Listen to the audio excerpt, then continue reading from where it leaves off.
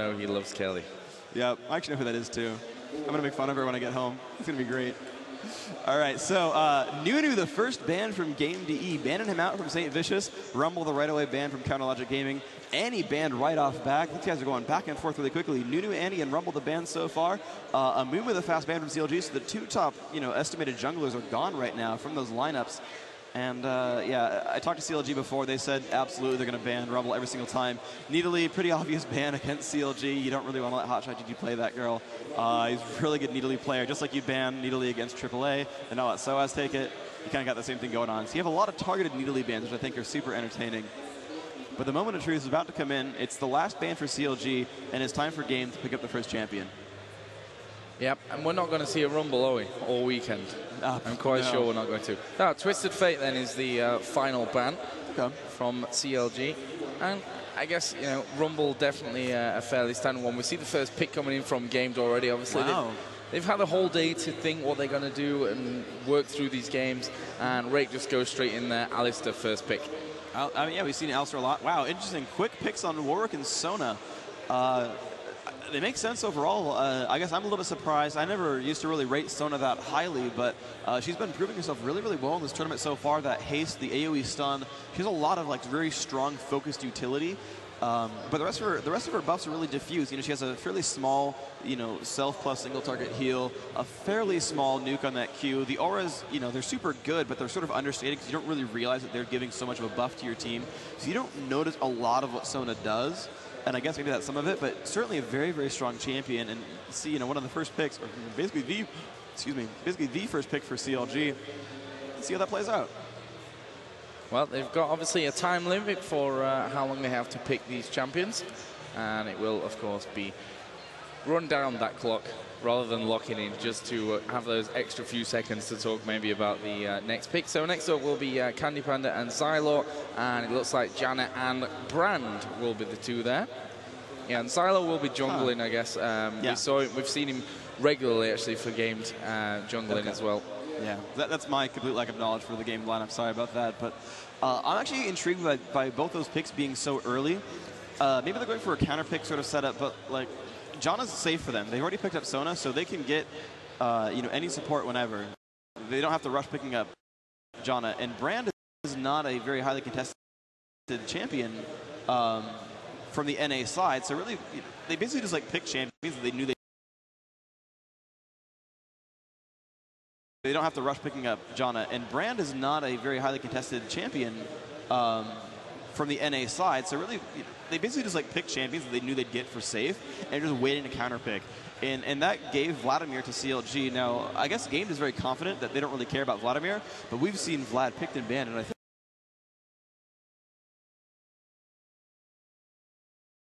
every single game. We saw that in the North American qualifiers. We're seeing it here again.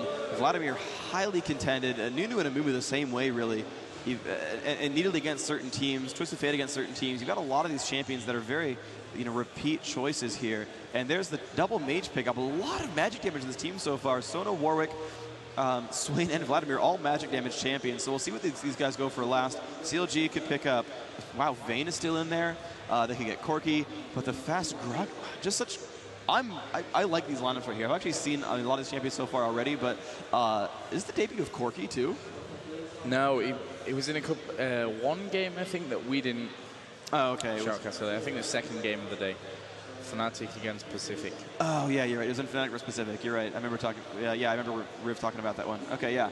So cool lineup here for Game DE. Double beefy guys up front. Looks like the jungle is going to be Gragas or Alistair.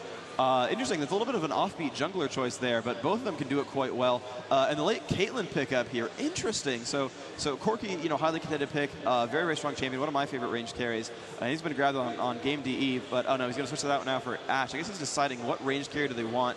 Vayne's in there, Ashe, Caitlyn, they could go Sivir. There's a lot of choices out there. Ezreal. Yeah, I mean, there are eight range carry options right there. That can keep listing off to try to prove a point, but it seems like Ashe is the one to lock in. And this is again a very mobile team. You've got Warwick can jump on a single guy, stun him down. The Ashe arrow, of course. Sona's got the haste. Vladimir and Swain can both sort of jump on a target pretty well. Swain's got that root and the slow from Laserbird. So I don't know. I think the lineup still is better for Game. They've got the Gragas and Janna push. they can de-initiate any fight ever.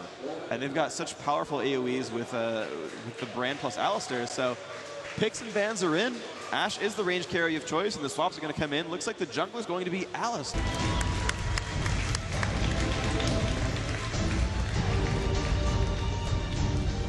And here we are, Game DE with the green health bars, the blue minions, bottom left of the map. I'm going to watch Cowboy Alistair walk around. He's going to jump into some brush, not get caught like Lee Sin did last game. Going to be a little bit safer this time around, but looks like they're actually starting off on a very defensive foot. You can see they're all sort of camping by their turret here. They've got quite the nice lineup. There's a lot of damage out here from Corki and Brand. You've got Alistair in front, Gragas a little bit behind, Janna ready to help down here as well. CLG dropping a defensive ward on their Lizard buff and then immediately coming over to do something else. Look at the lineups. Level 1 looks really good for Game. They have a group of AoEs. Like every single person on that team can drop an AoE at level 1. And that'll win you some team fights. Look at CLG, and yeah, they're camping between two turrets. They're not really wanting to move in too far. So, all right, yeah, CLG playing very defensively. Game's really camping a lot as well. Looks like Nif is going to pill back. And what are you gonna? I guess she's gonna go to bottom lane. So looks like slow, steady, and very safe start. They don't want to be giving anything away this early on in the tournament. It's their first match of the day as well, so they've not necessarily had loads and loads of time to really warm up. So it's about getting into the rhythm as well these first few minutes and making sure that everything's all right and moving forward. So as you mentioned, everyone just going to start to lane off. Over on the CLG side, they've just pulled that blue buff for Warwick. Yep, and yeah, just a lot of these kills going through right now. Game DE, you're getting helped by his team, or Xyler getting helped by his team, and that golem is already super low. He's going to pick that one up with a smite right here, I think. And Alistair's off to a good start, is level 2 already. Look at the rest of these lane lineups. Yeah, Warwick doing a pretty good job. Still only level 1 though. Going to pick up one last kill and finally get himself to level 2 after he kills that little mini guy. So much faster jungler here. This is Alistair already healing himself and walking across the map. The top lane is a repeat from, I think it was AAA Fnatic, where you've got Gragas versus Vladimir. And let's see what they can do with this. Right now it's going to be Chauster last ending with basic attacks. There comes a barrel roll out there right there. Gonna miss one of those minions, and as you know, I like to watch people kill minions. So let's move on to bottom lane where we've got Corki. And Nif playing aggressively, pushing Big Fat LP back out of range as Sona is trying to help out Warwick a little bit. So Ashe not in the best of shape. Alone against 2 and doesn't really want to be like that. So gonna get that help from Sona now and gonna be all right just for now. Here, Chauster gonna be all right. He's gonna keep last hitting, gonna pick down these minions pretty well. Kevin's still doing well. Has that barrel roll, and he's doing some good harassment there. And at the moment, Xyler dropped down fairly low, and he's actually going to take the pill home and I guess maybe get himself some boots, and also obviously yeah, there we go. Boots picked up for Alistair. Pretty standard stuff early on. Yeah, and as you mentioned, that top lane, we saw it in the Fnatic versus against Authority, I believe. Because it was Soaz crushing faces with Gragas. Yeah, it was. You're right. It went 3-4-0 at the start. Yeah. So for CLG, hopefully, you know, it goes a little bit better for them in that top lane than it did for Fnatic. But at the moment, you see a little bit better. She'd still be unable to heal that Ashe, and that would be very, very painful. Saintvish is doing a very good job just crushing out these little mini golems here. Going to be, looks like the first to level 4, but Xylor going to have his own double buff ready in just a second, and that's going to be really the time to see what's going on. Xylor going to get himself, actually not quite 4. He hasn't picked that up because he shared the experience with Brand earlier on. So Saintvish is going to pill back, but I think the unfortunate thing about his creep pattern is that he's going to have those buffs time out as he's still recalling. So he's picked up both buffs, but he hasn't done anything with it yet, and he's, you know, buying items and still walking back to base. But Alistair has double buffs and boots, and he's ready to go. So this could be a really, really good gank from Game. Unfortunately, if he crosses this brush, he'll get spotted by those minions. And he doesn't have a really good way of getting into a place where he can start a gank. And it's going to be difficult for him, I think, to get in. But if he can just drop Ashe. Now, Sona cannot babysit Ashe in the middle of a gank. She can keep her topped off in health over the course of the lane. But he's getting ganked. Sona can't do much until 6. Oh, the hawk shot's going to reveal Xylor. He's not going to be able to gank that anymore. Unfortunate, but nice try there. And here we go. Kevin going to just keep lasting these minions. Chauster, though, getting himself closer and closer. There we go. Level 5 going to be really nice. Takes a barrel to the face, but as Vladimir levels up, he's going to be more and more difficult to deal with in lane. And that's really the important thing is once Vlad hits 9, he's kind of unstoppable in lane, and it's up to Gragas to push him back in the meantime. But first to 5 is Chauster. Gragas was hitting that just now. and he's going to be in good shape as this still moves on. Chowser going to try the last hit right there. Misses that one, unfortunately. And looks like Warwick's coming to have a little bit fun of this one. No boots, some more push coming in from Kevin. Getting Chowser actually quite low, down to half health. But he's now in position for this gank from Warwick. And here it comes. He's going to get into range, going to land the auto attack. Going to slow him down a little bit. Body slam will get him probably safe, but looks like Kevin's going to be fine. Gragas, yeah, going to be all right. Alistar still running around the map. Does have boots of speed and a Doran's ring. It looks like he's not getting really any ganks off on Hotshot GG. Let's look at the last hits right here. 41 on Corki, only 25 on Ash, though. That bottom lane doing great for Gamed. We look over at the mid lane, Brand 31, Swain 25, so again, the lane victory there. And you can look at the score right there, and yeah, they're 300 gold up, so far, Gamed in a slight advantage. Yeah, and we're actually going to see a very ballsy move there from Zyla. Flashed over the top. Hotshot GG taking a ton of damage. He will survive this one. Well, that was a very interesting move from Zyla from the Wraith spawn area straight over the top once Hotshot GG had pushed out. And it wasn't so far off paying off for them.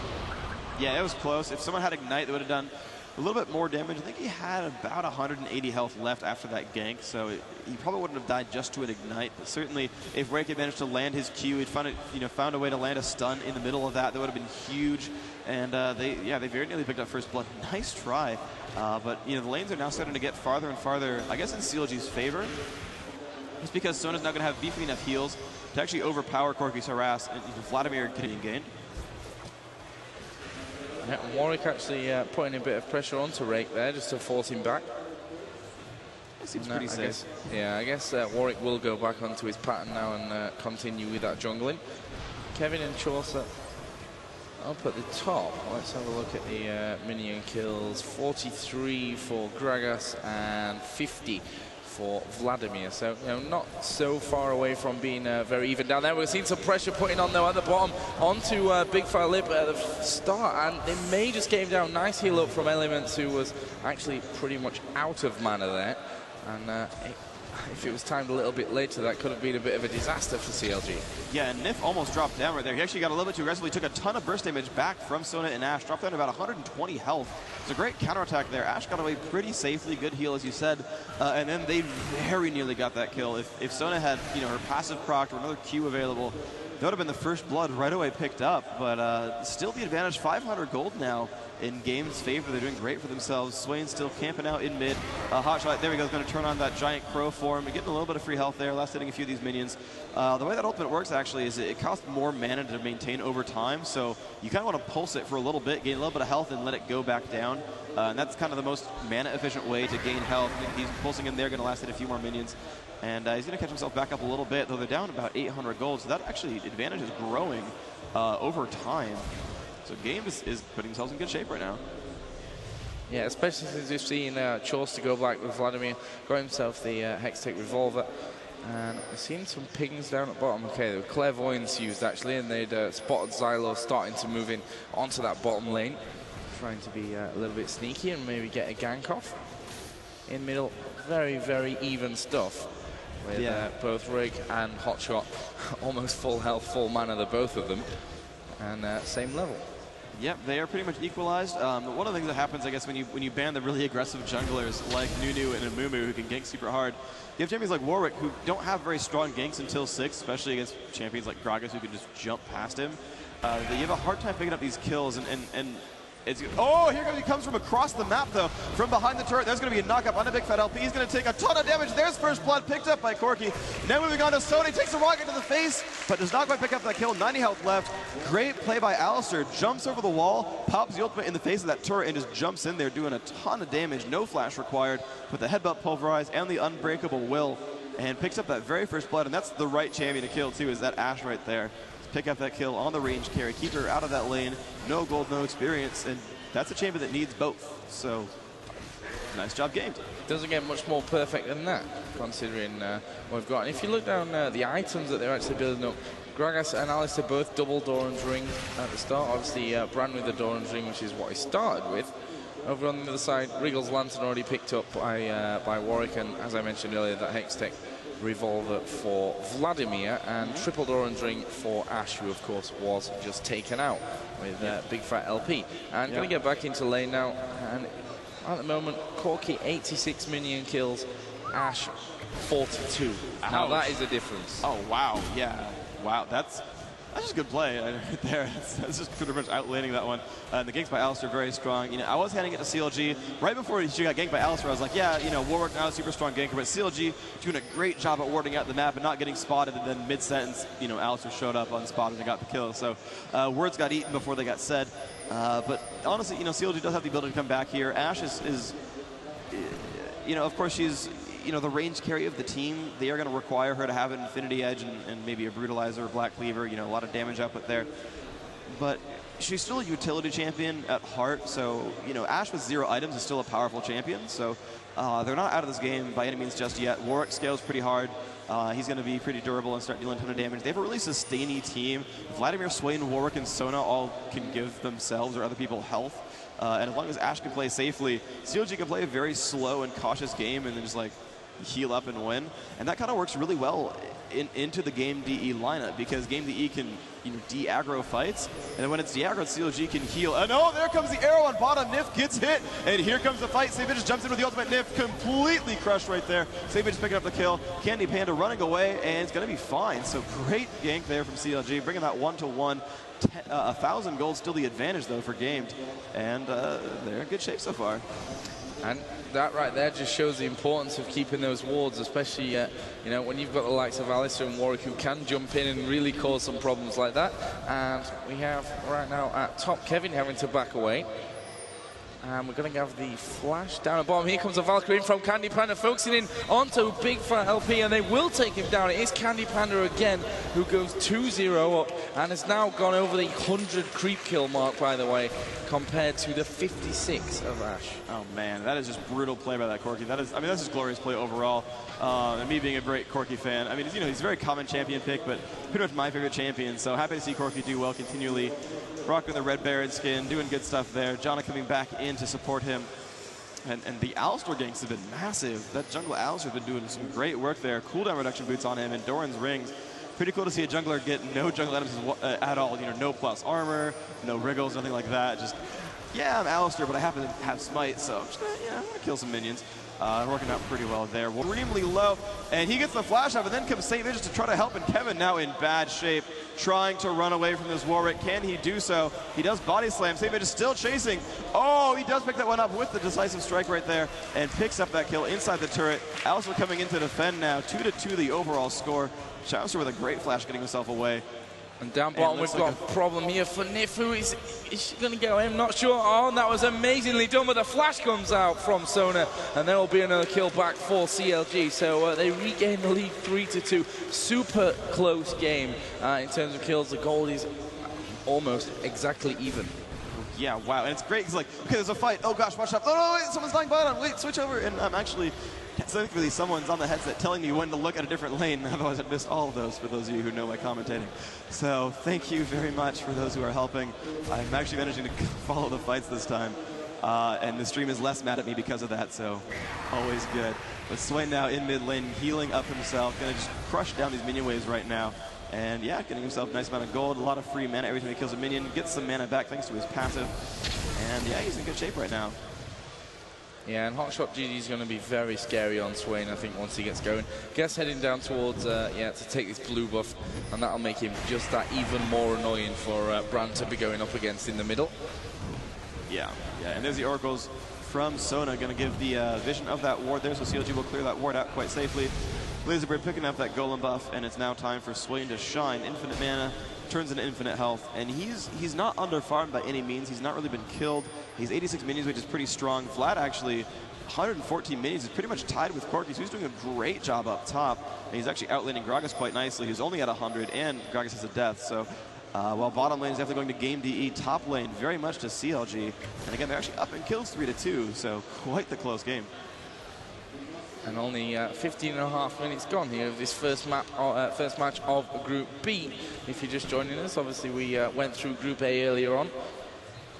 And Elements, as you mentioned earlier, it does have the Oracle's Elixir. And They're sticking to this bush, actually, and Candy Panda, as we've seen over the past, if you've watched some of my shows, and of course the European qualifiers, played so many amazing Corki games in his past, and today is looking like it's going to be one of them as well. He's currently 2 for 0, massively out-farming Ash on that bottom lane as well.